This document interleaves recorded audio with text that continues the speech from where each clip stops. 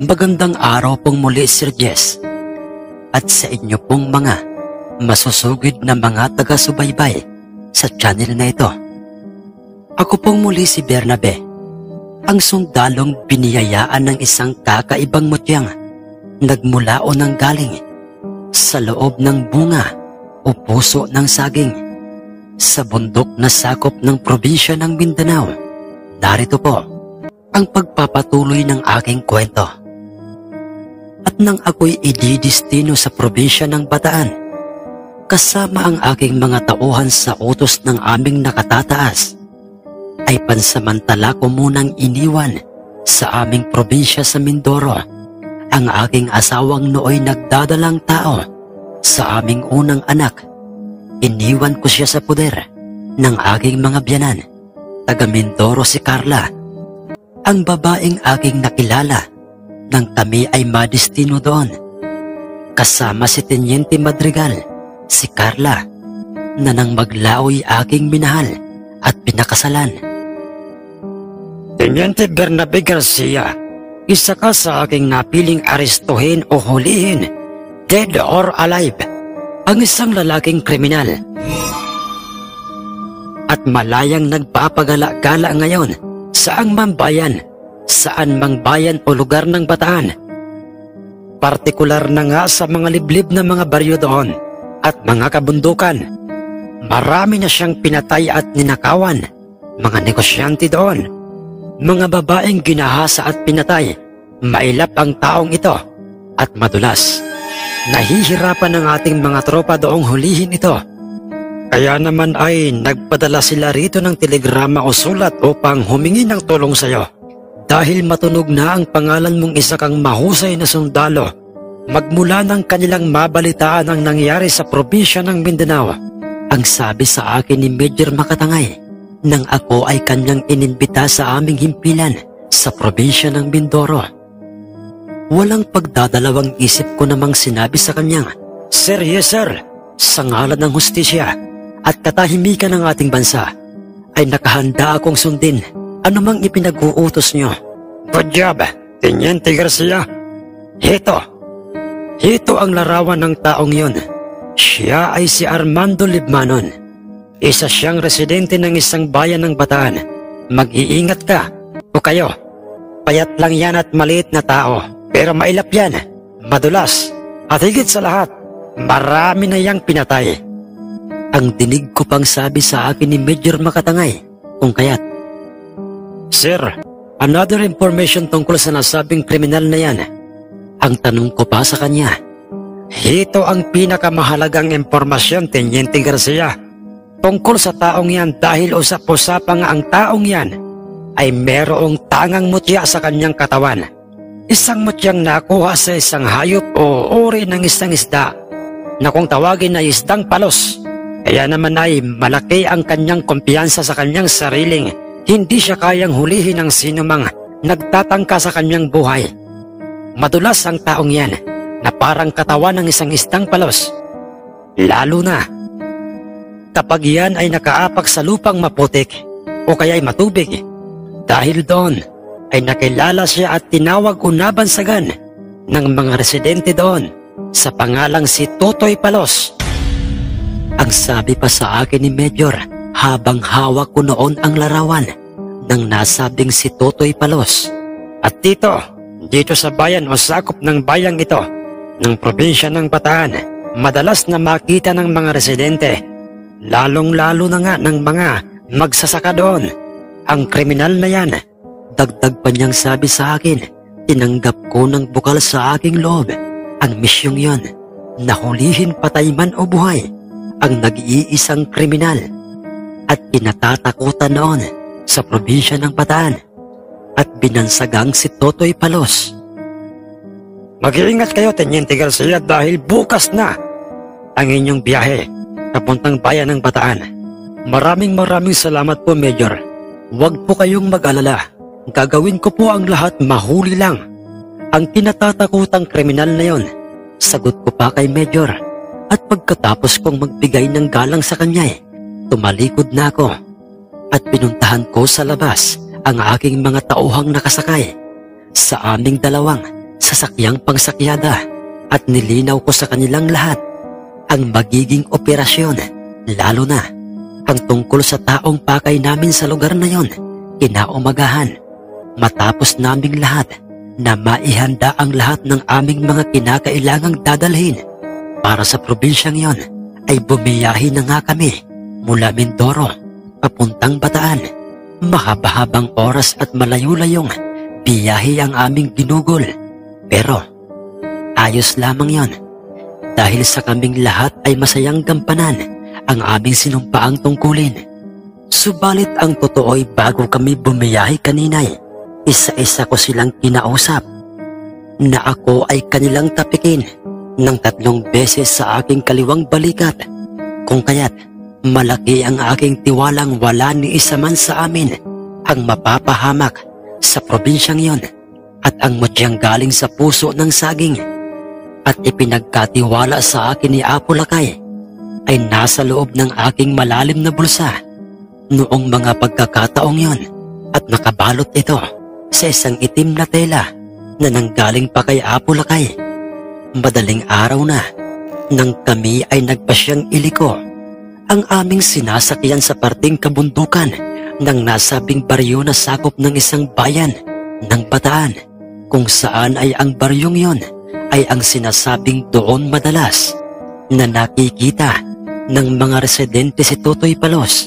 Lubak-lubak na ang daang pinabaybay ng aming sinasakyan, ngunit pinilit namin itong iahon sa bundok hanggang sa hindi na kinaya pa ng aming pangsakyadang sasakyan ang mga naglalakihang bato at makipot na daan sa nasabing bundok na yon, kung kaya't kami ay nagpasya ng bumaba. Kasunod ay nagputol ng mga sangang may mga nagkakapalang dahon ang 2 sa aking mga tauhan gamit ang kani-kanilang mga dalang mga itak, at kanilang itinabon yun sa aming 2 sasakyan. Ginawa namin yun upang hindi ito agad-agad na mapansin ng sino mang residente doon. Sa halip ay isipin nilang mga tambak na mga sanga lamang yon. Men, tandaan nyo ito. Hanggat maaari ay sikapin nating walang sino man sa mga residente sa lugar na ito ang makaalam na tayo ay nasa lugar o sa bundok na ito, para nang sa ganoon ay maayos nating magawa ang pagtugis kay Totoy Palos. Maliwanag ba?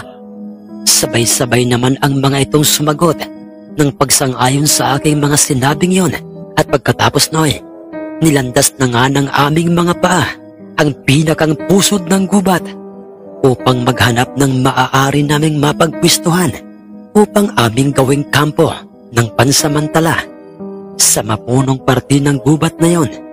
At sa tingin ko'y bihira ng daanan o marating ng mga residente ng lugar na yon, ay doon kami gumawa ng aming temporaring pahingahan. Nagkabit kami ng mga trapal at naging abala ang mga kasama kong maghanap ng mga tuyong kahoy upang magsilbi naming panggatong para sa aming dalang bigas na lulutuin. Sa ulam naman ay halos lahat kami ay merong dalang mga dilata. Sa kabutihang palad ay meron kaming nakitang bukal malapit sa aming kinapwepestuhan. Habang abala sa kanilang mga ginagawa ang aking mga tauhan, ay napapaisip ako kung gaano nga ba talaga kadulas ang taong kriminal at tulisang si Totoy Palos, at kung gaano nga ba kabisa ang kanyang tangang mutyang galing sa isdang palos, at bakit kinakailangan niya itong gamitin sa masama. Nasa ganoon akong sitwasyon nang bigla na lamang kaming nakarinig ng isang putok ng baril. Sa tunog nooy, hindi ako maaaring magkamali. Putok yon, galing sa isang paltik. Napabulalas kaming lahat at napatingin sa direksyon kung saan nagmumula ang putok na yon. Malapit lang yun sa aming kinapwepestuhan. Magsiyanda kayong lahat. Sumunod kayo sa akin.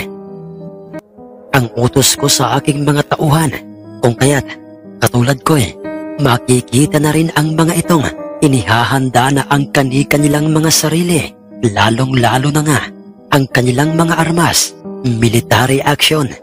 Ang aming ginagawang pagkilos noon Mabilis ang aming ginagawang paghakbang ng aming mga paa patungo sa nasabing lokasyon ng putok ng paltik.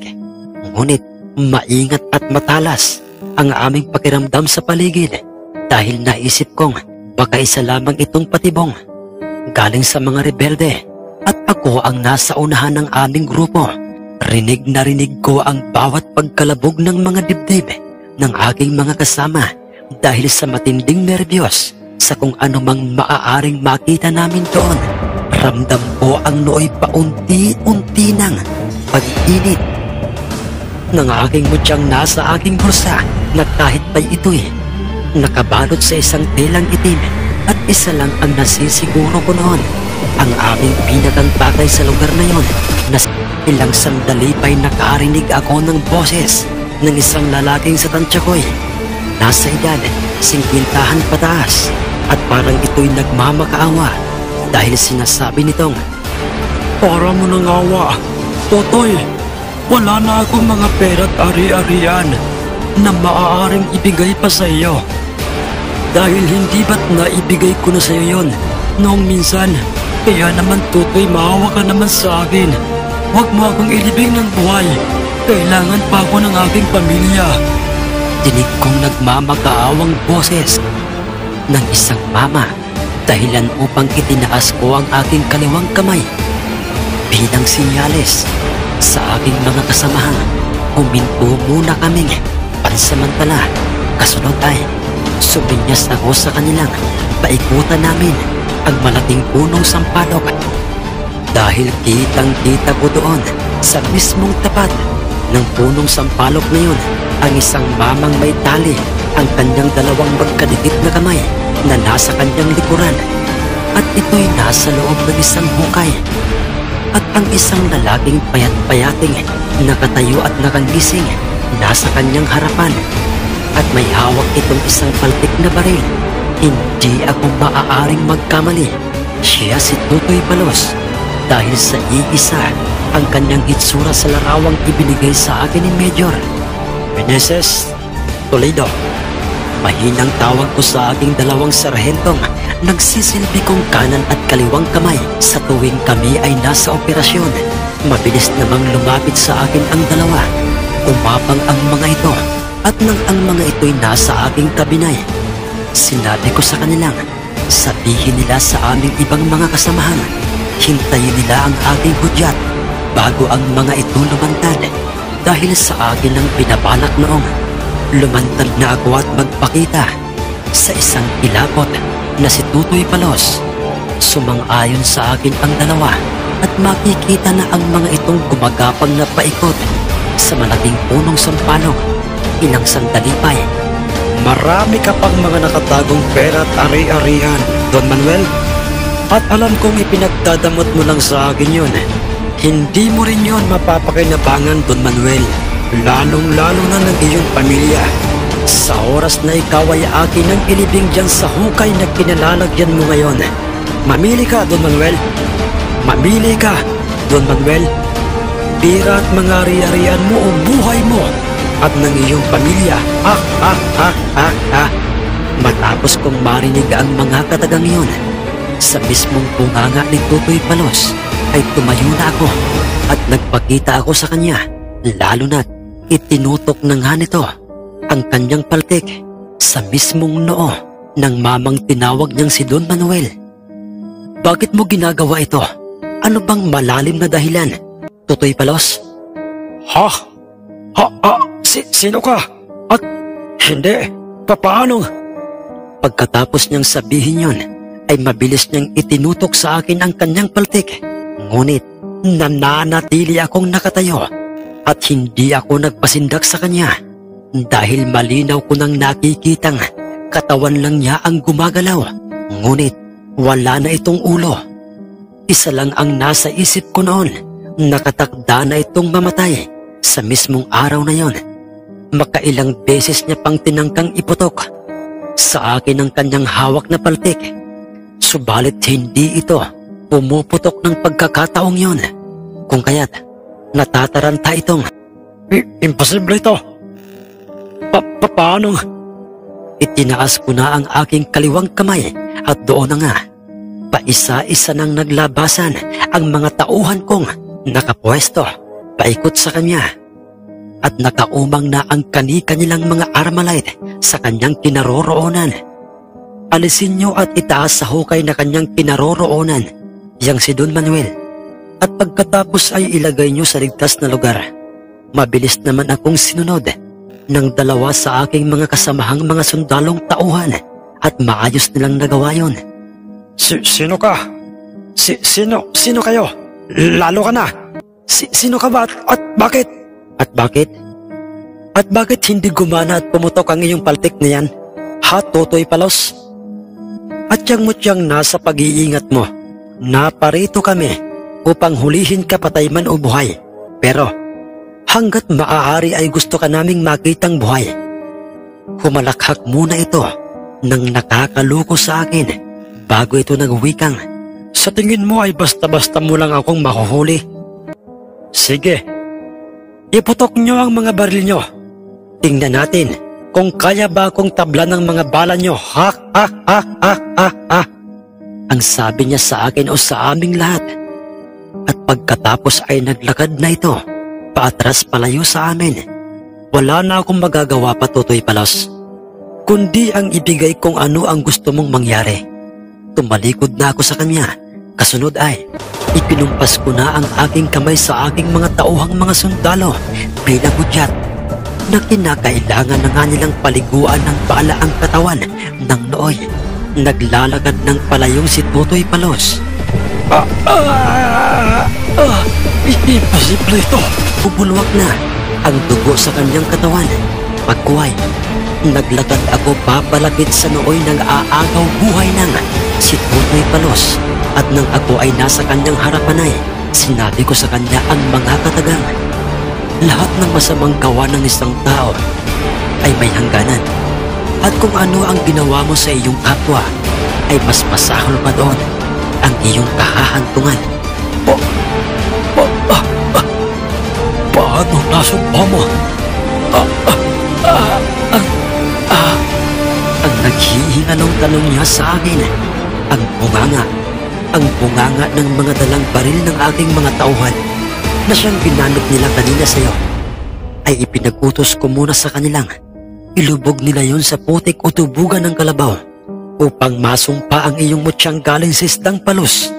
Pasensya ka na, Totoy Palos. Hanggang dito ka na lang. Pagkatapos kong sabihin yon, ay tuluyan na nga itong nawala ng buhay at nakita ko sa kanyang bulsa ang isang binilot na palara ng isang sigarilyo kung saan ay nakapaloob doon ang isang bilog na bagay, kulay itim at kasing laki lamang ito ng munggo, matigas, at alam kong yun ang batong nakuha niya sa mismong loob ng ulo ng Isdang Palos.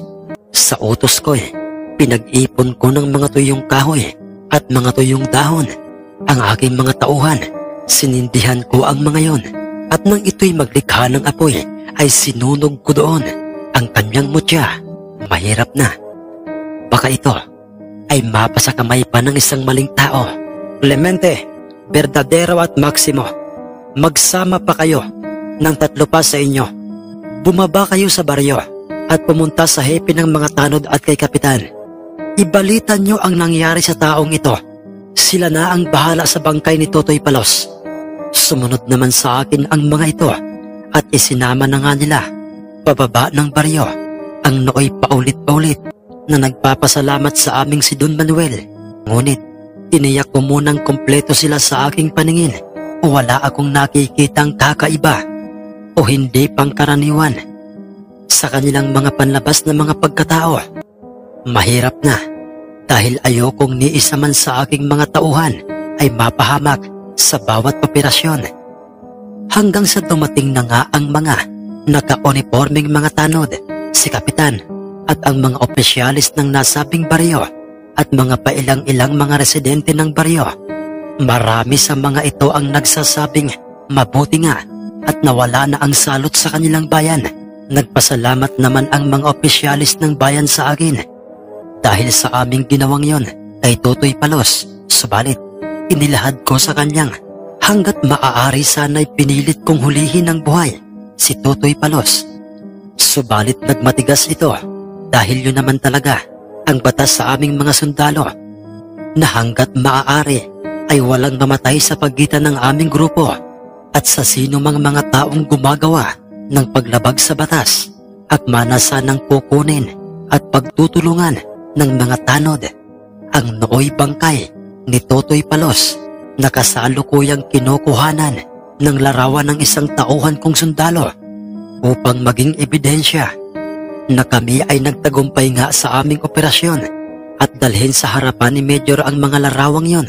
Ngunit isang matandang lalaking residente ang bigla na lamang na lumapit sa bangkay ni Totoy Palos at umiiyak itong hinagkan ang bangkay ni Totoy Palos at paulit-ulit nitong sinasabing, "Nakakaawa ka naman, apo. Naging biktima ka ng mga walang kwentang tao. Inapi at inabuso nila ang iyong pagkatao. Kaya ka nagkakaganto. Napuno ng paghihiganti ang iyong isip at nilamon ng puot at galit ang iyong puso. Ang matandang lalaking yun pala ay ang lolo ni Totoy Palos at may malalim siyang dahilan kung bakit nagkaganoon ang nooy dating masiyahin, matulungin at magalang na si Totoy Palos. At kung ano ang kanyang buong kwento o ni Totoy Palos mula sa umpisa ay akin pong ibabahagi sa inyong lahat o dito mismo sa inyong channel, Sir Jess, sa mga susunod na pagkakataon, sapagkat yon ay ang aming nakuhang buong impormasyon patungkol sa kanya sa pamamagitan ng kanyang lolong si Lolo Guido. Kinahapunan din ng mismong araw na yon ay wala na nga kaming inaksayapang oras. Bumiyahe na nga kami pabalik sa aming pinagmulang probinsya, dala ang mga larawang ebidensyang nagtagumpay kami sa operasyon na siya naming ipapakita kay Major. Ngunit habang tumatakbo ang aming sinasakyang pangsakyadang sasakyan sa daan ng mga sandaling yon, ay hindi pa rin maalis-alis sa aking isip ang nakakaawang sinapit ni Totoy Palos sa kamay ng mga mapagsamantalang diktador ng mga mayayamang tao sa kanilang bayan. Ganoon pa may, para sa akin, saang anggulo mang tingnay ay masasabi pa ring mali ang kanyang ginawa at iyon ay isang krimen o paglabag sa batas. Great job, Teniente Bernabe Garcia. Sinasabi ko na nga bang sisiw lang sa iyo ang hulihin ang kinatatakutang kriminal na si Totoy Palos. Inaasahan ko na itong inyong tagumpay, kaya nga lang ay napatay niyo siya. Di bale, ang mahalaga ay naresolba niyo ang malaking problema sa probinsya ng Bataan. Ang papuring pagkakasabi sa akin ni Major Makatangay nang kami ay makarating na sa aming himpilan na nasa aming mismong probinsya. Ginawa ko po ang lahat, Major, pero yun ang kanyang pinili. Mas pinili niyang mamatay kaysa sumuko ng buhay. Sagot ko naman sa kanya, tama ka riyan, Teniente. Hanggat maaari ay sikapin natin silang hulihin ng buhay. Pero kung yun ang kanilang pinili ay wala na tayong magagawa pa. Sabi naman sa akin ni Major Makatangay, dagdag pa niya, magpahinga muna kayo ng inyong grupo, Teniente. Dahil sa susunod na kayo o ang inyong grupo ay patawag ko, ay paniguradong meron na naman kayong misyong re-resolbahin. Kumalat kaagad ang balitang yon sa lahat ng mga pahayagan ang tungkol sa pangyayaring yon sa kinikilalang si Totoy Palos, at ang pagkalat ng aking pangalan maging ng aking mga kasamahan, hindi lamang sa aming mga katropang sundalo, kundi naging usap-usapan at naging maingay ang pangalan ko sa mga naglalakihang mga sindikato o mga mayayamang may ginagawang iligal, hindi lamang sa aming probinsya, kundi maging sa iba't ibang bayan, lalo na nga sa mga iba't ibang grupo ng mga rebelde. Naging matunog sa kanila ang aking pangalan, ang aking mutya. Ngunit hindi nila matukoy kung ano nga ba ang aking mutya. At sinasabi ng mga itong may kakayahan akong wala sa isang ordinaryong tao. Ngunit ang hindi ko alam isa sa mga sindikatong hindi pa nakikilala ng mga kapulisan ang magkakaroon ng masamang interes o binabalak sa aking buhay dahil para sa kanya'y darating ang araw na ang katulad kong isang sundalo ang pipigil sa kanyang mga iligal na mga transaksyon na katulad na lamang ng pagpuputol ng mga naglalakihang mga kahoy sa bundok, ang pagmimina ng walang permiso sa gobyerno at kung ano-ano pang mga iligal at ipinagbabawal ang kanyang ginagawa. Kumita lamang ng malaking pera at siya ay walang iba kundi si Mr. Valdez. Naging abala ako noon sa pag-aalaga sa aking asawang nagdadalang tao, si Carla.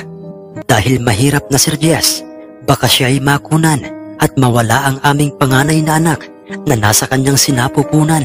Naging maingat ako sa bawat pagkaing inihahanda ko para sa kanya dahil sa gusto kong maging malusog. Hindi lamang ang aming anak na nasa kanyang tiyan, kundi maging ang aking pinakamamahal na asawa. Binigyan kasi kaming lahat ni Major ng isang linggong bakasyon. Araw ng Sabado ng umaga, 3 kalalakihan ang nakita kong naglalakad papalapit sa aming tahanan. Pinakiramdaman ko ang nooy mutyang nasa loob ng aking bulsa. Wala naman akong nararamdamang kakaibang presensyang ibinibigay sa akin ng aking mutyang tangan. Isa lamang ang ibig sabihin noon, mga pangkaraniwang tao lamang ang mga ito. Mga nakasuot ito ng maayos na kasuotan, subalit kakaiba ang kanilang mga hitsura. Dahil sa ang hitsura ng mga ito'y parang mga traidor sa isang pelikulang malaksyon. Kasama nila si Itay Pidring, ang pangalan ng aking biyanang lalaki, na siyang ama ng aking asawang si Carla. Mabilis naman akong lumabas ng aming tahanan habang ang asawa ko'y abalang naghahanda ng aming magiging merienda at nang sila'y nasa aking harapan ay hindi nga ako nagkamali dahil mga bastos ang mga ito at magagaspang kong magsalita. Ikaw ba si Teniente Bernabe Gracia? Tama ba ako?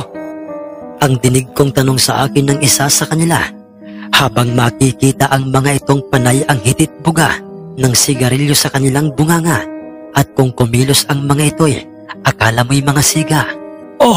Anak Bernabe, maiwan ko muna kayo't marami pa akong inaasikaso sa aking bangka. Pagsang-ayon ang isinagot ko noon kay Tay Pidring. Ako nga po, si Teniente Bernabe Gracia.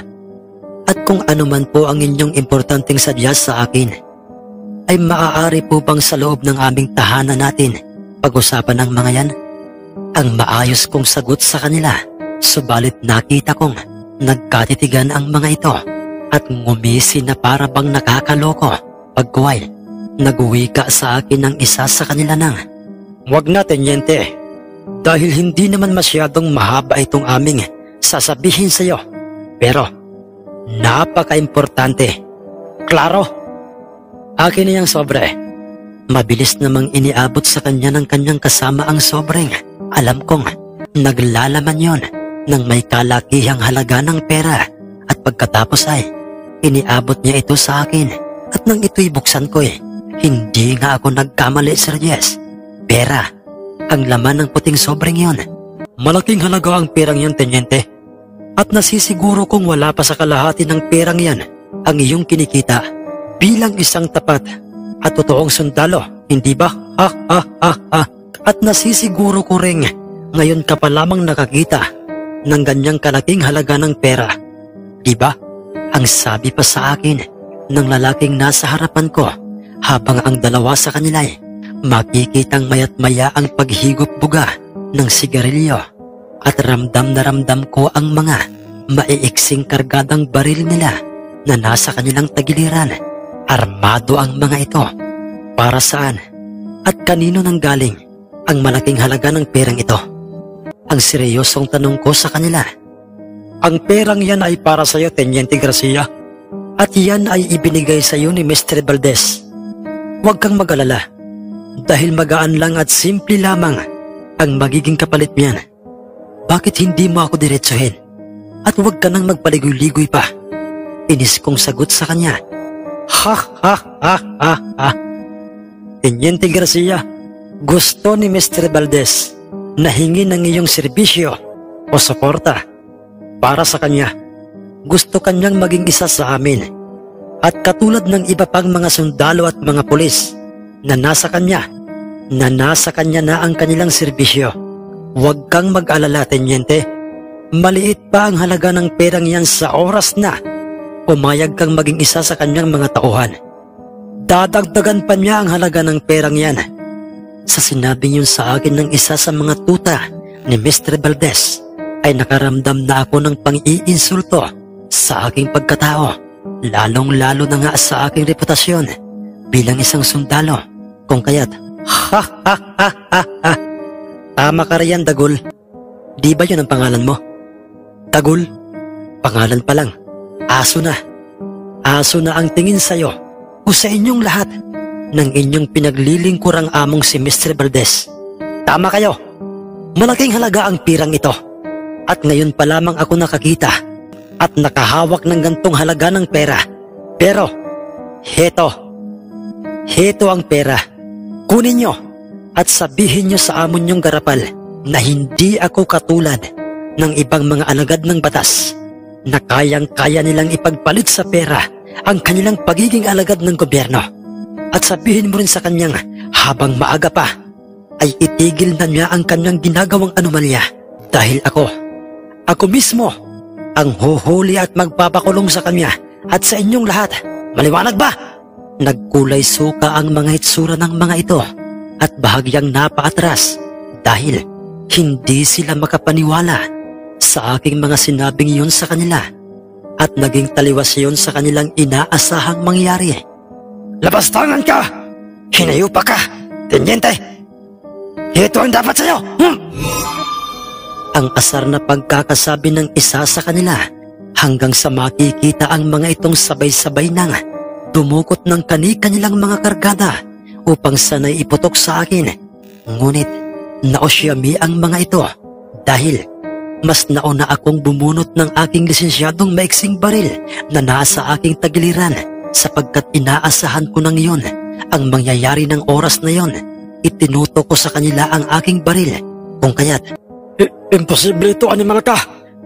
Paanong kidlat ka sa bilis na bumunot ng baril mo, ha? Nagtataka at namimilog ang mga matang pagkakasabi ng isa sa kanila habang makikita na ang mga itong nakahawak na sa puluhan ng kani-kanilang mga baril. Ha ha ha ha ha. Hindi ko alam kung paano ko ginawa yun. Pero isa lang ang masasabi ko sa inyo. Layas! Lumayas kayo! At wag na kayong babalik pa rito. Layas habang hindi pa kumakati itong aking daliri. Baka makalabit ko ang gatilyo at butasin ko ang inyong mga noo. Layas! Sabay-sabay na nga ang mga itong umatras at dumistansya pa palayo sa akin at kitang-kita ko kung papaanong nanginginig-nginig ba ang kanilang mga tuhod dahil sa sobrang nerbiyos. Tandaan mo ito, Teniente Garcia. Makakarating ang lahat ng mga sinabi mo kay Mr. Valdez. At tandaan mo ito, babalik kami rito upang putulin ang mahabang sungay mo. Iwan ko na lang, Teniente. Iwan ko na lang, Teniente, kung hindi ka lumuhod at magmakaawa kay Mr. Valdez. Tandaan mo yan, dahil sa pader ang binangga mo. Hihintayin ko ang araw na yan, Dagul. Hihintayin ko at ating titingnan kung sino ang luluhod sa ating lahat. Ang sagot ko sa kanila hanggang sa makikita na ang mga itong papalayo na sa tapat ng aming tahanan at tinatahak na ng kanilang mga paa ang dalampasigan kung saan ay doon naghihintay ang kanilang mga pag-aaring dalang bangka. Hindi ang katulad ko ang kaya mong silawin ng iyong pera at kayamanan, Mr. Valdez. Hindi ako.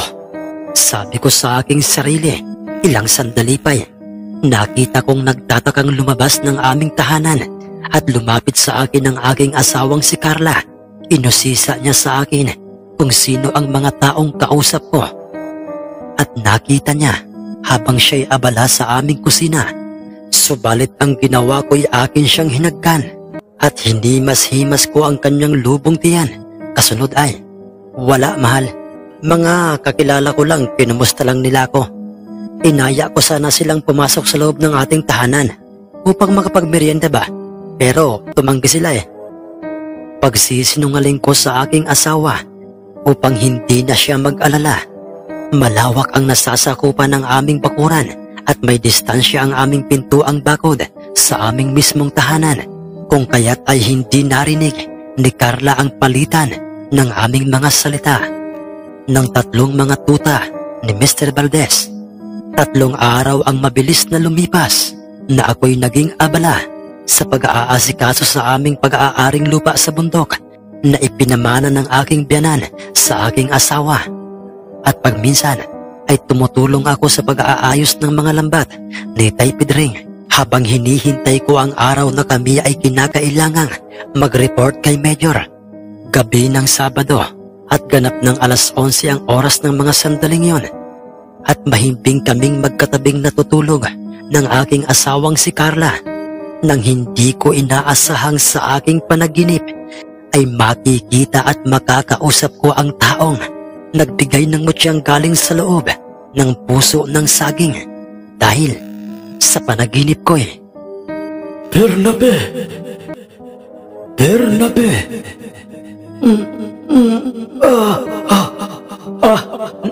Nasaan ako? Anong lugar ba ito? Bakit puro usok ang nakikita ko at mga huni ng mga ibon ng aking naririnig?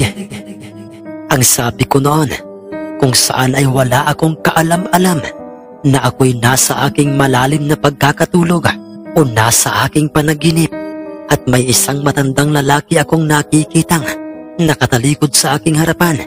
Mahaba at kulot-kulotin ang kanyang kulay gintong buhok at may tungkod na kasuot ng magandang kasuotang malinis. Ngunit nasisiguro kong bago lamang sa aking paningin ang kanyang kasuotan. Sino po kayo? Teka lamang, Apulakay, kayo po? Ang gulat na gulat kong tanong sa kanya nang ito'y dahan-dahan nang humarap sa aking kinatatayuan. Kumusta ka na, iho? Bernabe, natutuwa ako at hindi ako nagkamaling sa iyo ko. Ipinagkaloob ang mutyang batong ipinamana sa akin ng aking mga ninuno. Apulakay, paano kung hindi ko na natagpuan pa ang inyong tribo? Kahit pa'y makailang beses na ako nagpabalik-balik doon. Kung ano ang nilalaman ng iyong puso at ng iyong isip, iho, iyon ang sagot sa iyong mga katanungan, iho. Ang mutyang nasa sayo ay mas lalo mong pakaingatan. At kaya ako nagpakita sa iyo dahil nanganganib ang pamilya mo o kayong mag-asawa. Ano pong ibig mong sabihin, Apulakay? Hindi po kita maintindihan. Gising, Bernabe. Gising, iho. Ang sabi sa akin ni Apulakay kung saan at nakikita ko na siyang palayo na ng palayo sa aking paningin hanggang sa ako'y magising. Panaginip. Isang panaginip lamang pala ang lahat. Ngunit parang totoo. Totoong nakita ko, nakausap at nakaharap ang engkantadong si Apulakay. Pero anong panganib? Anong ibig niyang sabihin nasa panganib ang buhay naming mag-asawa? Ano bang kababalaghan ito? Ang wika ko sa aking sarili at nang tingnan ko ang aking asaway ay nakita ko siyang mahimbing pa rin siyang natutulog. Ilang sandali pa'y umihip ang hangin sa labas ng aming tahanan. Kasabay naman noon ay ang pag-init ng aking mutyang nasa loob ng aking bulsa.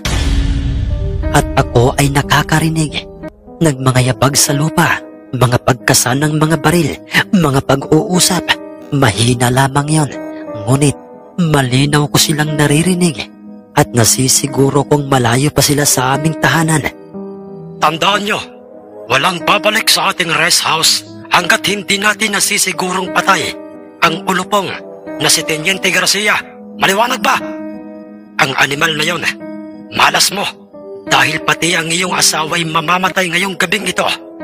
Ang dinig kong boses ng tauhang si Dagol. kung saan ay sabay-sabay namang sumang-ayon sa kanyang mga sinabing iyon ang kanyang mga kasama. Nagpalingalinga ako noon sa loob ng aming tahanan. Kasunod ay maingat at dahan-dahan akong tumayo at yumuko. Dinukot ko sa ilalim ng aming hinihigaan ang aking mahabang baril, kinargahan ng magasin. Tatayo na sana ako noon upang patayin ang sindi ng aming gaserang nakasabit sa aming haligi. Nang walang ano-ano'y bigla na lamang umihip ang may kasagarang lakas ng hangin sa labas ng aming tahanan. Kasunod ay, Isubo mo, Bernabe, ang mutyang nasa sayo. Kasunod ay, ipikit mo ang iyong mga mata at usalin mo ang mga katagang ito upang iligaw sila. Talian mo, Bernabe, malapit na sila sa inyo. Tinig kong sabi sa akin ni Apo Lakay, sabay bigkas nito ng mga salitang kakaiba sa aking pandinig. Maiksi lamang yun, ngunit nasisiguro kong hindi yung Latin, hindi Hebreo, at mas lalong mga itong kumaripas ng takbo pabalik sa kanilang mga bangka. Hanggang sa ilang sandali pa'y nakarinig na nga ako ng pagkaralgal ng makina sa karagatan. Wala silang makitang ni isa mang mga kabahayan, kundi gubat sa kanilang paningin ang paligid dahil sa bisa ng usal o mga kakaibang orasyong sinabi sa akin ni Apo Lakay at ng bisa ng mutyang nasa aking bibig. Pagkatandaan mo, iho, ang mga katagang binigkas ko, Bernabe, dahil ang bisang dulot noon ay upang iligaw o bulagin ang sinumang mga taong may masamang binabalak sa buhay mo. Dinig ko pang sabi sa akin ng pabulong at parang palipad hangin pagkakasabi ni Apo Lakay matapos kong iluwa at ibalik sa telang itim ang mutyang bato at mabilis ko na nga itong inilagay sa loob ng aking malalim na bulsang pantalong pantulog. Maraming salamat pong muli, Apo Lakay, sa mga tulong at kabutihan nyo para sa akin at sa mga taong malapit sa aking buhay. Ang pasasalamat ko kay Apo Lakay kung saan ay ang haplos ng hangin may dalang ginaw sa aking katawan ang tumugon sa aking mga sinabing yun. Lumipas ang gabing yun na naging maayos na ang paligid ng aming tahanan at ganoon din ang aking pakiramdam. Inilihim ko ang lahat ng aking nalalaman tungkol sa planong ako sana'y ipapapatay at ang aking asawa ni Mr. Valdez sa kanyang mga tauhan. Gusto ko sana silang resbakan, subalit naisip kong mali iyon. Inisip ko ring isumbong sana yon kay Major, ngunit baka hindi niya ako paniwalaan, kung kaya't mas ninais ko na lamang na ilihim ang tungkol doon. Subalit, Good morning, Teniente Bernabe Garcia. Ipinatawag kita dahil sa meron akong gustong ipagawa sa iyo. At nanggaling ang utos na ito sa mas nakatataas sa atin. Teniente Garcia, I want you to get Mr. Valdez and all of his men, dead or alive, sa lalong madaling panahon. Nang marinig ko yon kay Major, ay nakaramdam ako ng pinaghalong emosyong, tuwa at galit sa nasabing si Mr. Valdez dahil pinagtangkaan niya ang buhay naming mag-asawa. Ganoon pa may, nagpapasalamat ako noon dahil sa akin ibinigay ni Major ang misyong yon, kung kaya't walang pagdadalawang isip kong tinanggap ang ipinag-uutos sa akin at sa aking grupo ni Major Makatangay. Masyado nang maraming ginagawang iligal ang salot na sindikatong yon sa ating lipunan. Hindi siya mahuli-huli ng iba pang mga kapulisang na atasang tugisin ang kanilang grupo dahil sa ito'y nagpapalipat-lipat ng lugar. Bukod pa doon, Teniente Garcia, marami itong mga bataang nakapaikot at nagbabantay sa kanya. Pero ayon sa ating informer, ay kasalukuyan siyang nasa kanyang rest house ngayon sa Batangas. Narito, Teniente Garcia, sa mga larawang ito ang buong detalye sa lugar na kanyang kinaroroonan. Mag-iingat ka at kayo ng iyong mga tauhan dahil sa armado ang mga bataan ni Mr. Valdez, Teniente.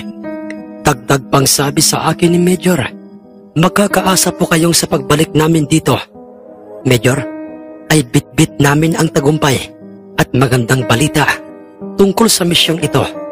Ang may paniniguradong sabi ko noon kay Major, at ng mismong araw na yon, matapos naming makapaghanda ng aming mga sarili at iba pang mga pangangailangan at mga dadalhin para sa nasabing operasyon, ay nagpaalam na muna kami sa aming mga pamilya. Iniwan ko muna ang aking nagdadalang taong si Carla sa poder ng aking mga biyanan. Kasunod ay bumiyahin na kaagad kami patungo sa rest house ni Mr. Valdez na nooy kasalukuyang nagtatago sa isang bayan na sakop ng probinsya ng Batangas. Madaling araw na nang kami ay makarating sa probinsyang yon, dahil sa yun talaga ang aming pinakang plano, ang makarating sa bawat lugar na hindi pa lumiliwanag ang kapaligiran upang makapagpwesto kami sa kabundukan, lalo na't nang aking tingnan at sinuri kong maigi ang larawan kung saan nakapwesto ang rest house ni Mr. Valdez, ay yun ay pumabor sa aming lahat bilang mga sundalo, sapagkat ito ay nakapwesto malayo sa mga kabahayan at ito ay nasa mga parteng mapupunong mga lugar. Nasa lugar na kami ng baryong nasasakupan ng isang bayan ng probinsya ng Batangas, kung saan ang lugar na yon ay doon nagkukuta o nagtatago ang grupo ni Mr. Valdez, kagaya ng mga naunay sa bawat operasyon. Pumwesto kami at naghanap ng lugar sa bundok na maaari naming gawing pahingahan habang aming pinag-aaralan kung anong oras kami sasalakay sa grupo ni Mr. Valdez. Maayos at planado na ang lahat. Kinagabihan ng mismong araw na yon at ganap ng mag-aalas 10 ng gabi ang oras ng pagkakataong yon. Madilim ang paligid at kalangitan dahil sa nagkataong walang buwan ng gabing yon.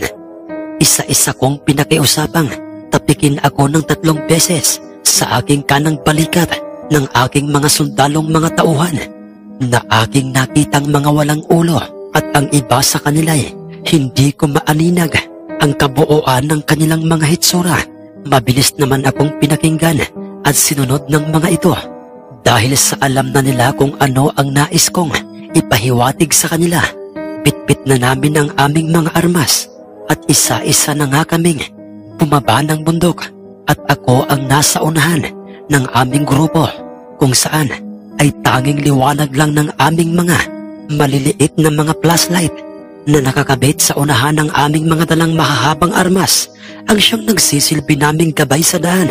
Pinunteriya na namin ang lokasyon ng rest house ng sindikatong si Mr. Valdez, at nang sa aking tansay, malapit na kami sa kanyang nagniningning na rest house, ay pinagsabihan ko ang aking mga tauhang patayin lahat ang liwanag ng aming mga dalang flashlight at magdahan-dahan kaming maglakad papalapit sa mga matataas na bakod upang hindi maalerto ang mga ito.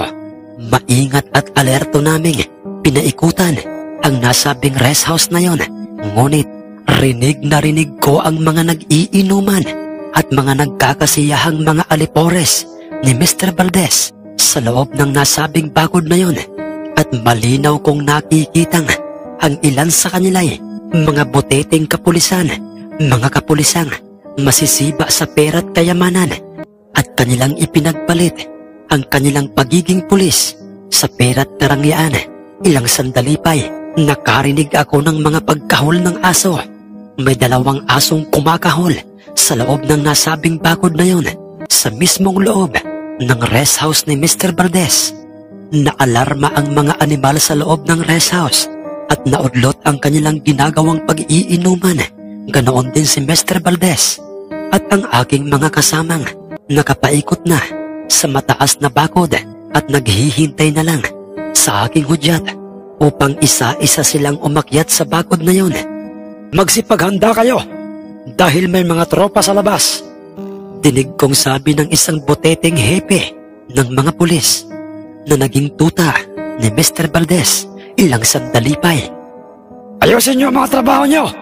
Hepe, pinabayaran ko kayo para sa aking kaligtasan. Pero, papaanong parang may mga pesteng iawang nakatuklas nitong ating rest house? Iritadong sabi ni Mr. Valdez sa kanyang mga tauhan. Ako nang bahala, boss, sa kung sino mang mga pakialamerong pulis patola ang nasa labas ngayon, Mr. Valdez. Hambog pang pagkakasabi ni Hepe sa kanya, ngunit hindi ko sila hinintay pang buksan. Ang nakasaradong pinto ang bakal ng naturang rest house na yon dahil sa utos ko isa-isa na nga kaming pumasok sa loob ng nasabing rest house na yon sa paraang kami ay umakyat sa may kataasang bakod gamit lamang ang mga lubid na kanina pang nakahanda para sa amin. Madali lamang naming nagawa yon dahil sa iyo na ikasama sa aming naging training. At nang lumantad na kami sa kanilang harapay, ay otomatikong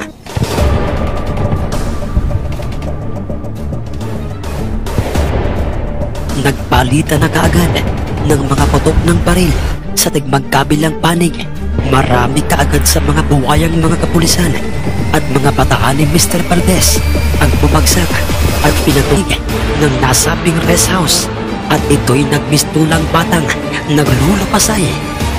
Ngayon, pareho kayong dalawang mabubulok sa kulungan. Ang seryosong pagkakasabi ko noon sa kanilang dalawa. Subalit, animal ka, Teniente Garcia. Totoo nga ang usap-usapang may sa demonyo ka at maging ang iyong mga tauhan. Magbabayad ka, Teniente Garcia. Kayo ang mga totoong demonyong sumisira sa ating lipunan. Hepe, sinira nyo ang magandang imahe ng mga katulad nating mga alagad ng batas. Ano ba ang gusto mo, Teniente? Pera, kayamanan, ari-arian. Marami ako niyan. Nakahanda akong ibigay sa iyong lahat. Huwag mo lamang akong ikulong, Teniente. Minsan mo nang ginawa sa akin yan, Mr. Valdez. At minsan mo na rin pinagtangkahan ang aking buhay. Kaya naman ngayon ay pagsisisihan nyo ang inyong mga kasalanan sa batas. Pagkatapos kong sabihin yun sa kanilang dalawa ay nagsipagsulputan na ang aking mga tauhan at ni isa sa kanila ay walang nabawas at meron silang hila-hilang 3 mga nakaposas at bugbog sarado ang mga ito. Sir, ang 3 ito, kunwari ay susuko ng maayos. Yun pala'y mga traidor, kung kaya't kami ay napilitang gulpihin sila. Ang sabi sa akin ng aking tauhang, si Ballesteros, kung saan ay ang 3 kanilang tinutukoy ay walang iba, kundi ang 3 mga tauhan ni Mr. Valdez na minsang pumasyal sa aming tahanan at ako'y inalok ng malaking halaga ng pera upang maglingkod kay Mr. Valdez. Sige na, pusasan niyo si Hepe at si Mr. Valdez at dalhin natin sila sa pinakamalapit na presinto sa mismong bayang ito. Akma na sana akong susundin ng 2 sa aking mga tauhang sundalo, subalit nang muli kong ibinaling ang aking paningin sa 2 sina Mr. Valdez at kay Hepe, ay nakita kong bigla na lamang nawala sa aking paningin ang kanilang mga ulo. Daba, Tolentino, Perez! Pasigaw kong sabi sa aking 2 tauhan na siya namang mabilis nilang sinunod. Mabilis ko namang itinutok sa mismong dibdib ni Hepe at ni Mr. Valdez ang aking hawak na baril at akin yung mabilis na ipinutok. Dahil sa nakita ko silang 2 parehong merong dinukot na dig-isang kutsilyo sa kanilang mga likuran at akma na sanang isasaksak sa aking 2 tauhan. Tumimbuwang ang mga ito sa sahig ng rest house at otomatikong nangisay-ngisay. Gusto ko kayong hulihin ng buhay sa pag-asang baka kayo ay magbagong buhay pa. Pero yan ang pinili nyo, kung kaya't pasensyahan na tayo. Sige na, tumawag kayo ng backup sa ating mga tropang mga kapulisan sa mismong bayang ito upang makuha ang mga bangkay na ito at dalhin nyo sa presento ang 3 natitirang buhay na yan. Ang utos ko sa aking mga tauhan na siya namang mabilis nilang ginampanan.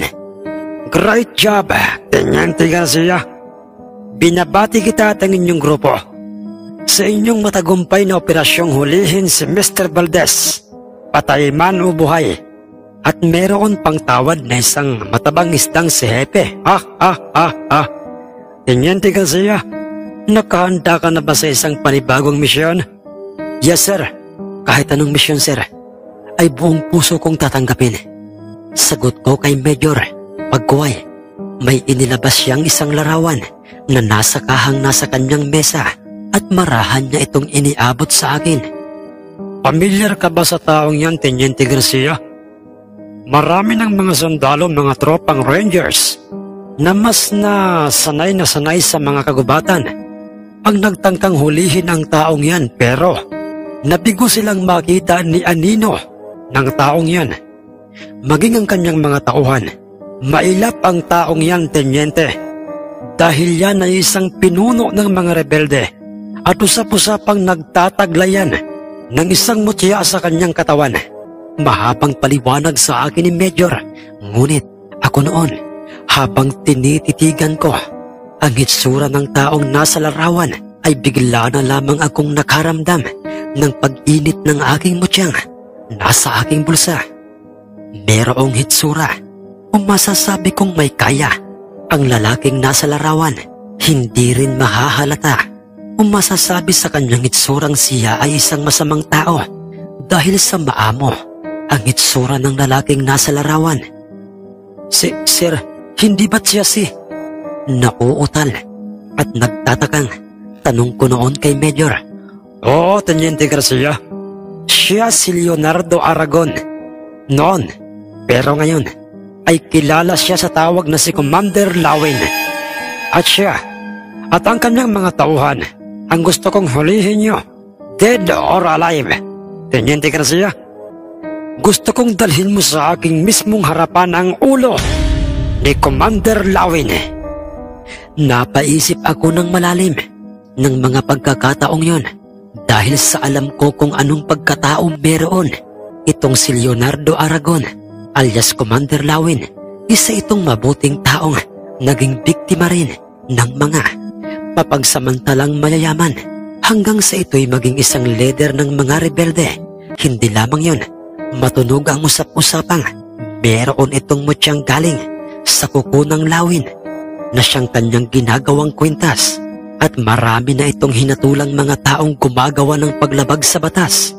At kabilang na nga po doon, Sir Jess, ay si Mang Efren, ang sabongerong may mutyang galing sa gabi at kanyang ginamit sa masama ang kanyang mutya at kanya pang inabuso ang bisa ng kanyang mutyang galing sa gabi. Kung kaya't ng pagkakataong yon ay parang nagdadalawang isip akong sumunod sa ipinag-uutos na yun sa akin o sa aming grupo ni Major Makatangay. Kung kaya't, Sir, hindi naman po sa ako'y tumatanggi sa inyo. Sa inyo pong ipinapagawang misyon sa akin. Pero wala naman po akong nakikitang masama sa mga ginagawa ng grupong rebeldeng pinamumunuan ni Commander Lawin. At katunayan po'y marami silang sibilyang natulungan. Kung kaya't ay halos lahat ng mga sibilyan, partikular na nga po sa Kabisayaan, at mga taong nakakakilala kay Commander Lawin, ay labis-labis ang kanilang pagrespeto sa kanya. Ang mahabang paliwanag ko noon kay Major, sapagkat yun talaga ang totoo. Ngunit, alam ko namang yan ang sasabihin mo, Teniente Garcia. Pero ang utos na yan ay hindi nanggagaling sa akin, kundi sa mas nakatataas. Totoong lahat ng mga sinasabi mong yan, Teniente, tungkol kay Leonardo Aragon alias Commander Lawin. Pero alalahanin mong isa siyang rebelde. At higit sa lahat, wala siyang karapatang humatol o kumitil ng buhay. Pasensya ka na, Teniente Garcia. Dahil katulad mo, isa lang din ako sa napag-utosan ng ating nakatataas sa ating mga sundalo. Wala na nga akong nagawa pa kundi ang sundin ang ipinagagawa sa akin ni Major na kahit pa labag yun sa aking loob sapagkat ang buong katotohanan po, Sir Jess. Oo, isa po akong sundalo, ngunit aaminin ko po sa inyong isa ako sa mga taong labis-labis na humahanga noon kay Commander Lawin ang kanyang prinsipyo, ulayunin at ginagawang pagtulong sa mga mamamayan ay walang ipinagkaiba sa aming mga layunin bilang mga alagad ng batas o sundalo ng bayan. Kung kaya't tinanggap ko ang misyong ipinagagawa sa akin o sa amin ni Major. Inaasahan ko na ang inyong tagumpay sa misyong ito, Teniente Garcia. Mag-iingat kayo dahil sa totoo ang mga usap-usapang may mutya o isang antingerong rebelde. Itong si Commander Lawin. Hindi lamang yon, mailap ang taong ito o ang kanilang grupo. Kung kaya't wala akong makuha o maibigay sa inyong impormasyon tungkol sa kanya. Pero sa probinsya ng Visayas ay doon nananatili ang kanilang grupo sa mga bulubundukin, sa mga liblib na mga bariyong sakop ng Cebu. Ay doon madalas na nagpapakita itong si Commander Lawin sa mga taong kanyang hinahatulan. Ang mahabang paliwanag pa sa akin ni Major. Pagkatapos noy, nagpaalam na ako sa kanya at nagbigay galang, subalit lingid sa aking kaalaman. Pasensya ka na, Teniente Garcia. Kinakailangan ko itong ipagawa sa iyo. Dahil sa buhay ng aking pamilya ang nakataya. Patawad, Teniente. Ang sabi ni Major Makatangay habang sinusundan niya ako ng tingin. Dahil sa ang totoo'y hindi pala totoong ipinag-utos ng aming nakatataas na hulihin namin si Commander Lawin, kundi yun ay utos sa kanya ng isang sindikatong matagal nang gustong hulihin, patay man o buhay, si Commander Lawin kapalit ng mga buhay ng kanyang pamilya. Sa lahat ng misyong ipinagawa sa akin magmula nang ako'y maging isang tenyente, ay ang misyong tugisin si Commander Lawin ang inaamin ko sa aking sariling nakaramdam ako ng takot para sa aking sarili at maging sa aking mga tauhan. Papaano namin tutugisin ang isang tao at ang kanyang grupo kung ni isa sa mga tao sa Kabisayaan ay walang nakakaalam kung saan sila nananatili. Hindi lamang yun, naitatanong ko rin sa aking sarili kung meron bang maibubuga ang aking mutyang tangan sa oras na kaming dalawa ni Commander Lawin ay magkaharap na. Iyon ang palaging nilalaman ng aking isip at katulad ng inaasahay, maging ang aking mga tauhay na bigla at halos hindi sila makapaniwala sa aming misyong yon nang banggitin ko sa kanilang, ihanda ninyo ang inyong mga sarili. Dahil 2 araw mula ngayon ay bibiyahe tayo papuntang Cebu upang tugisin ang grupo ni Commander Lawin. Sir, paano natin magagawa yon? Masyado pong mailap at delikado ang grupo ni Commander Lawin. Ang sinabing yun sa akin ng aking tauhang si Nicolas ay sinang-ayunan kaagad ng iba pa sa aking mga tauhan. Wala tayong magagawa dahil sa yun ang utos ng higit na mas nakatataas kay Major. Habang sinasabi ko yun sa kanila, ramdam ko ang matinding takot at mga alalahanin sa hitsura ng aking mga tauhan dahil alam nilang hindi biro ang misyong ipinagagawa sa aming grupo. Ngunit huwag kayong mag-alala dahil ipinapangako ko sa inyong lahat na walang ni isa man sa atin ang mababawas sa misyong ito. Ang sabi ko sa kanila upang kahit papaano'y mabawasan ang matinding takot na kanilang nararamdaman. Araw ng Martes, Sir Jess. Martes ng umaga noon. Habang ako ay abalang-abala na kumukuha ng mga tuyong kahoy sa aming bundok. Sa ganap ng mga 8:00 ng umaga ay nakaramdam ako ng init ng aking katawan at sumakto namang malapit lamang ako sa ilog na nasa aming lupaing pag-aari sa bundok. Kung kaya't ang ginawa ko ay pansamantala kong hinubad ang aking damit at pantalong suot kung saan ay nasa loob ng bulsa ng aking pantalon ang aking mutyang batong nakabalot sa telang itim. Inalis ko na rin ang aking itak na nakatali sa aking biwang at ipinatong ko ito sa aking pantalon at sa aking damit.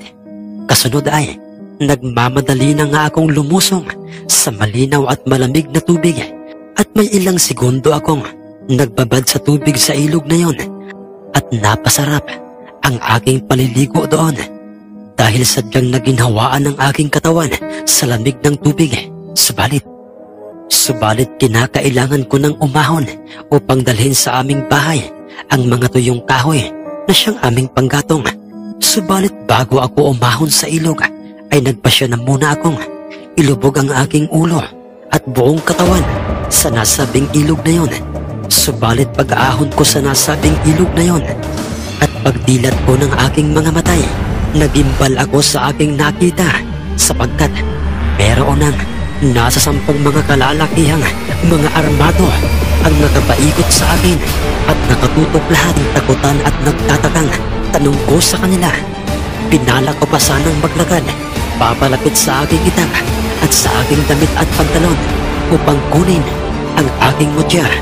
Subalit nakita ko nang dinampot na ng lalaking maedad ang aking pantalon at ang aking damit at inihagis niya pa sa isang kasama niya ang aking itak. Kamusta ka na, Teniente Garcia? Marunong din palang matakot ang isang magiting o matapang na sundalo. Hanggang dyan ka lang, Teniente, at huwag kang gagawa ng aksyon na hindi ko magugustuhan. Mga bata, tamputin kung ako lang ang sadya ninyo. Sige, sasama ako sa inyo at kung buhay ko ang kabayaran, gawin nyo. Huwag na huwag nyo lang idadamay ang pamilya ko. Ganyan nga, ganyan nga, Teniente. Dahil sa yan ang totoong matapang na sundalo. Sige na, talian nyo na yan at dalhin sa ating hideout. Teka lang. Sinasabi ko na nga bang meron kang mutya sa iyong katawan? Isang maliit na kulay pulang bato at nakabalot sa isang tilang itim. Sa wakas, may paghihiganti ko na ang aking kapatid. Nagkaroon pa ako ng mutya. Mala kontrabedang halakhak at pagkakasabi ni Don Christopher Valdez habang hawak na nga nito ang aking mutya na kanyang nakuha sa loob ng aking bulsa o ng aking pantalon at pagkatapos ay inilagay niya ito sa loob ng kanyang bulsa at suot na pantalon. Tinalian nila ang aking dalawang magkadikit na kamay na nasa aking likuran at nilagyan pa nila ng piring ang aking mga mata. Kasunod ay pirasahan nila akong hinila at dinala sa kanilang hideout. Alam ko at ramdam ko sa aking sariling malayo ang aming nilakbay bago nila ako isakay sa kanilang bangka at dalhin sa kanilang hideout. Sa isang lugar o sa isang hideout o isang lugar na alam ko sa aking sarili at natitiyak kong isa itong underground. Nilagyan nila ng kadena ang aking dalawang magkabukang kamay, kanoon din ang aking mga paa. Mga kadenang nagbigay ng matinding hirap sa aking katawan. Nakatayo ako noong may tali sa nasabing underground. Ipapalasap ko sa iyo ang matinding hirap bago mo iwan ang mundong ito, Teniente Bernabe Garcia. Kung yun ang magpapaligaya sa iyo at kung sa tingin mo yun ang magiging kabayaran sa ginawa kong pagpatay sa iyong makasalanan at salot at basura sa lipunang kapatid mo, gawin mo, Don Valdez, dahil mas nanaisin ko pang mamatay na may karangalan at sumusunod sa aking sinumpaang tungkulin para sa bayan. Matapang ka, Teniente Garcia. Ang isang taong dating naging tuta ng mga totoong sundalo. Walang pinag-aralan. Sayang ang iyong tapang bata. Vladimir, Victor at Rigor, kastiguhin niyo ang asong ito hanggang sa manghina at lumuhod sa aking harapan at humingi ng kapatawaran sa kanyang ginawa sa aking kapatid. Yes, boss. Tingnan natin ang tibay ng iyong katawan, bata. At kung hanggang saan ang tapang mo, ito ang tubo at ito ang nararapat sa iyo. Halos iluwanan ng aking bibig ang lahat ng aking mga kinain at halos humiwalay na sa aking katawan ang aking kaluluwa ng mga pagkakataong yon.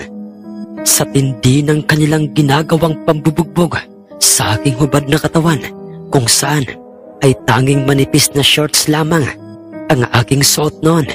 Tumutulo na ang aking pinaghalong pawis at dugong inilalabas ng aking sugat na nasa aking kaliwang balikat. 3 taong may hawak na tubo ang nagpapalit-palitang humahampas ng tubo sa aking katawan. Nga pala, Teniente Bernabe Garcia, may importanteng bagay kang dapat na malaman. Major Makatangay, bumarito ka. Patawarin mo ako, Teniente Garcia. Hindi totoong ipinag-utos sa akin ng nakatataas na hulihin niyo si Commander Lawin dahil yun ay utos ni Don Valdez. At balak sana nilang sa Cebu kayo tatambangan. Pero nakakita sila ng magandang pagkakataon sa bundok kung kaya't ginawa nila ito sa iyo. Patawad, Teniente, dahil nakasalalay sa pagkawala mo ang buhay ng aking pamilya. Ang naiiyak at malungkot na pagkakasabi ni Major sa akin. Subalit, Major, wala kang kasalanan. Wala kang kasalanan sa akin. At nauunawaan ko ang lahat kung bakit mo ginagawa yan. Mahalaga sa atin ang buhay ng ating pamilya. Kaya naman ay gagawin natin ang lahat para sa kanila. Tama ka riyan, Teniente. At saka, huwag kayong maniwala sa isang taong katulad ko. Ang makahulugang pagkakasabi ni Don Valdez sa amin, dahilan upang... Anong ibig mong sabihin, Don Valdez? Bigla na lamang tumimbuwang si Major sa sahig ng underground matapos siyang paputukan ni Don Valdez ng isang maiksing baril sa kanyang mismong noo. Ayop ka! Don Valdez, mas masahol ka pa sa hayop. Pagbabayaran mo ito! 2 tao lamang ang uri ng taong nabubuhay sa mundo, Teniente Garcia. Isang manluloko at isang nagpapaloko. Malas niyong dalawa ni Major. Dahil sa kayong dalawa'y pareho kong naloko.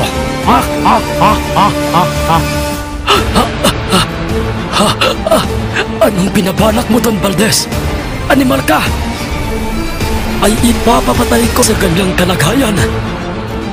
Patayin mo na ako, Don Valdez. Talian mo. Habang may oras ka pa. Dahil pag nagkaroon ng himalat, makakatakas ako dito. Ay papatayin kita ng paulit-ulit. Animal ka, Don Valdez. Pagkatapos kong sabihin yon sa kanya, narinig kong ikinasan niya ang kanyang hawak na maiksing baril.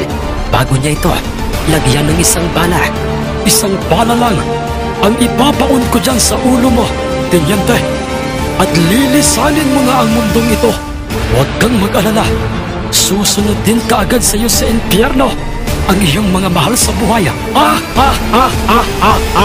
Bigla na lamang bumagsak sa sahig ng underground ang kanyang mga tuta sapagkat pinalawit ng kutsilyo ang mga liig ng mga ito ng isang lalaking nakasuot ng purong itim, nakasuotan sa kanyang buong katawan, nakasombrerong pabilog at may saklay na isang BB Armalite at ang kanyang kamay ay may hawak na isang maiksing kutsilyo. Ngunit napakatalas ng naturang kutsilyong yon at sa kanyang leeg ay kapansin-pansin ang kanyang nakasabit na kwintas na merong nakapalawit doon na isang puko ng lawin. Sino ka? Lapastangan ka! Paano? Ikaw? Nauutal at nahihintakotang pagkakasabaril ko na ito at hindi ito paltek. Pero, letsugas ka, Commander Lawin. Anong ginawa mo sa baril ko? Hintakutan at naluluhang tanong niya kay Commander Lawin. Samantalang, matagumpay na nga akong kinalagan ni Kamagno ng mga kadena sa aking tigmagkabilang kamay. at bay na ako noon. At para bang ako ay mawawala na ng ulirat sa aking pagkatao dahil sa mga sugat ko sa aking buong katawan.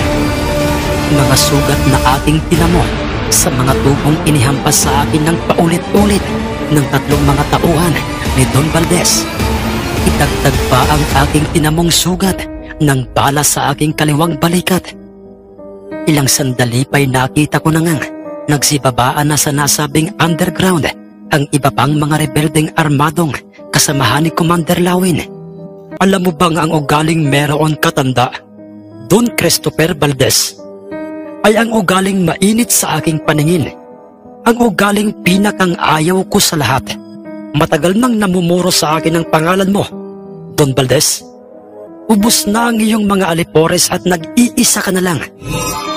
Kaya naman ay, Anong ibig mong sabihin, Commander Lawin? Parang awa mo na, Commander. Marami akong mga pera at kayamanan. Ibibigay ko sa iyo lahat. Lahat lang yon. Wag mo lang akong hahatulan. Parang awa mo na, Commander Lawin. Ang nakaluhod na at nagmamakaawang si Don Valdez sa harapan ni Commander Lawin. Talian niyo siya sa kanyang katawan, kasama ang kanyang 2 kamay, at dalhin sa itaas sa bundok. Don Valdez, naghihintay na ang iyong malalim na hukay sa bundok. Hindi lahat, Don Valdez, ay kayang-kayang bayaran at tapalan ng iyong pera. Hindi lahat, tandaan mo yan, Don Valdez. At kung buhay ang iyong inutang sa isang inosenteng si Major Makatangay, ay yan din ang magiging kabayaran. Sige na, talian nyo yan at dalhin sa bundok. Paulit-ulit pang nagmakaawa sa kanya si Don Valdez, subalit napawalang saysay lamang ang lahat. Pwersahan na ngang dinala sa itaas ng mga rebeldeng kasama ni Commander Lawin si Don Valdez, at pagkatapos ay nakita kong naglakad si Commander Lawin papalapit sa akin. Maraming salamat sa iyo, sa inyo, at sa ginawa niyang pagsalba sa aking buhay, Commander Lawin. Pero, paanong nakarating kayo dito?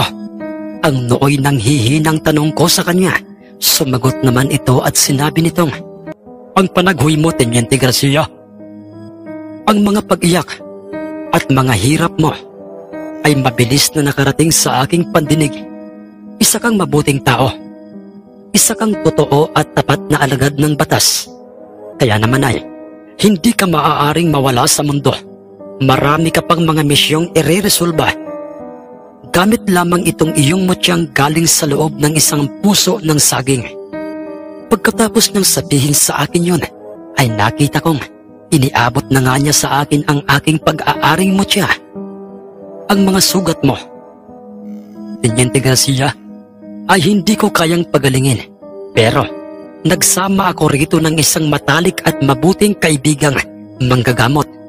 At alam kong siya lang ang makakatulong sa iyo upang kahit papaano'y pansamantalang malunasan yang iyong mga tinamong sugat sa iyong katawan.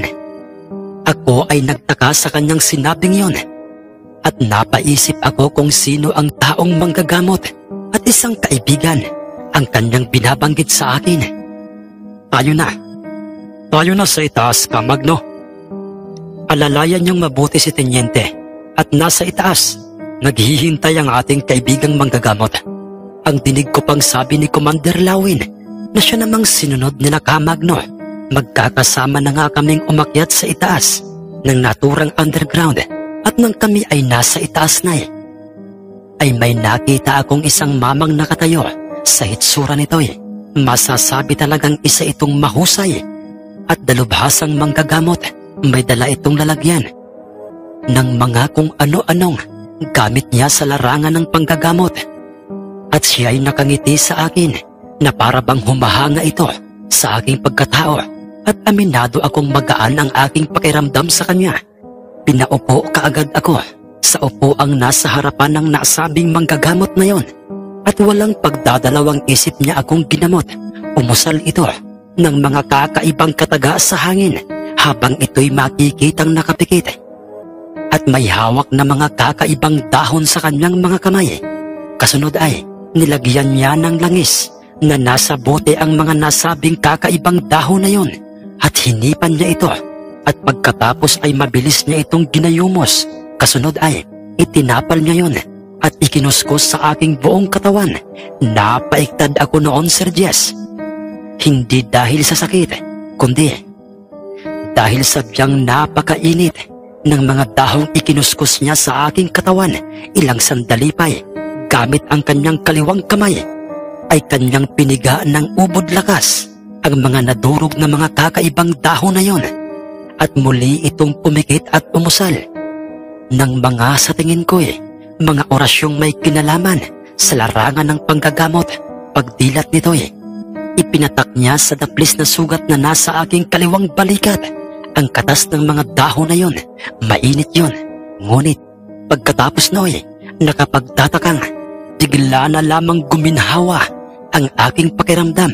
Nawala ang lahat ng sakit sa aking buong katawan at para bang bumalik ang lahat ng aking mga nawalang lakas. Maayos na ang kanyang kalagayan, Commander Lawin. Ligtas na itong ating kaibigang isang mabuting alagad ng batas. Ang dinig kong sabi ng manggagamot na yon. Maraming salamat sa tulong mo, kaibigan. Teniente Garcia, ang manggagamot na ito ay walang iba kundi ang ating kaibigang si Doro, ang dating tanyag na sabongerong may mutya ng Samar na ngayon ay isa ng tanyag na manggagamot. Halos hindi ako makapaniwala sa mga revelasyon na yon sa akin ni Commander Lawin na si Mang Doro ang nooy manggagamot na nasa aking harapan, kung kaya't paulit-ulit akong nagpasalamat sa kanya, ganoon din kay Commander Lawin at maging sa kanilang lahat sa ginawa nilang pagligtas sa aking buhay. Nginitian ako ng dalawa. Kasunod ay nagwika sa akin itong si Mang Doro nang, hanggat nananatiling tapat ka sa iyong tungkulin, Teniente Garcia, ay hindi lang kami ang tutulong sa iyo, kundi marami pang iba. Tamang lahat ang mga sinabi sa iyo ni kaibigang Doro, Teniente, dahil nasa likod mo lang kami sa oras na kailanganin mo ang aming tulong. Ang sabi naman sa akin ni Commander Lawin kung saan ay kapansin-pansin talaga sa kanya ang kisig ng kanyang katawan, mistisong hitsura, makakapal at itim na bigote at balbas, at higit sa lahat ang kanyang suot-suot na kwintas na mayroong nakapalawit doon na isang kuko ng Lawin na siyang kanyang pag-aaring mutya.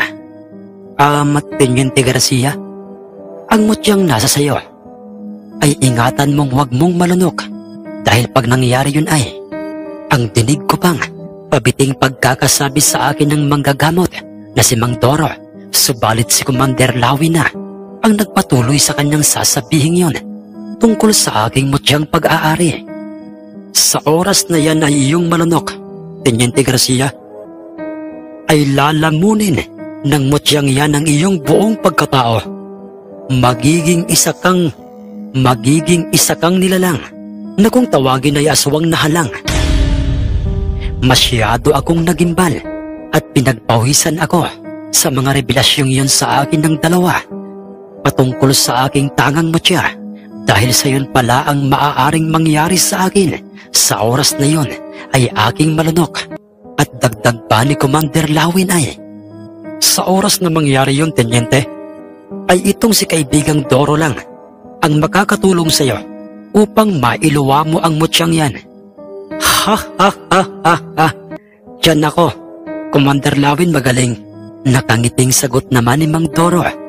Inilibing ng buhay ni Commander Lawin si Don Valdez at naging saksi ang aking dalawang mga mata sa kung papaano nila ginawa yon. Tandaan mo ito, Teniente Garcia. Magkaiba man ang ating mga suot na uniforme, pero iisa lang ang ating layunin o prinsipyo, at yun ay ang parusahan at hulihin ang mga taong gumagawa ng paglabag sa batas. Ang huling mga katagang narinig kong binanggit sa akin ni Commander Lawin bago kami naghiwa-hiwalay. Isinilang ng aking asawa ang aming malusog at panganay na isang lalaking anak. Bagay na siyang naging dahilan upang mas lalo pa nga akong naging matatag sa aking obligasyon bilang isang sundalo ng bayan dahil nagkaroon na ako ng inspirasyon.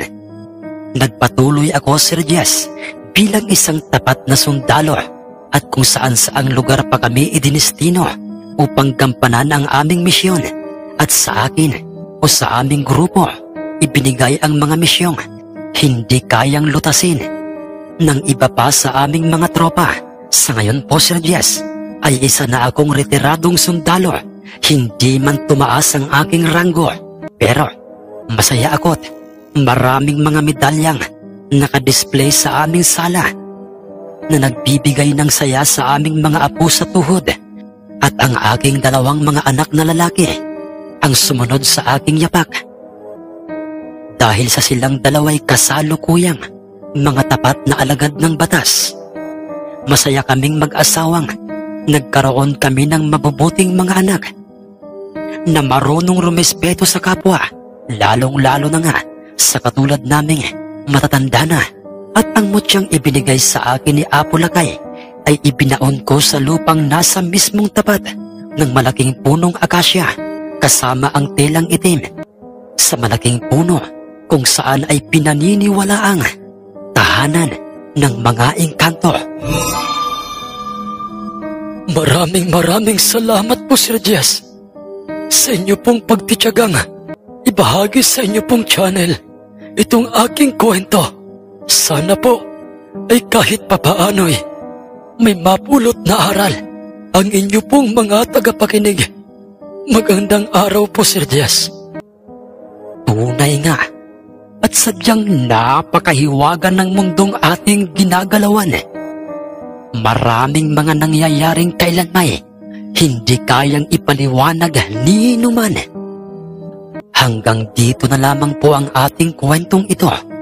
Maraming salamat po sa inyong ginawang pakikinig at pagsubaybay sa ating kwentong ito.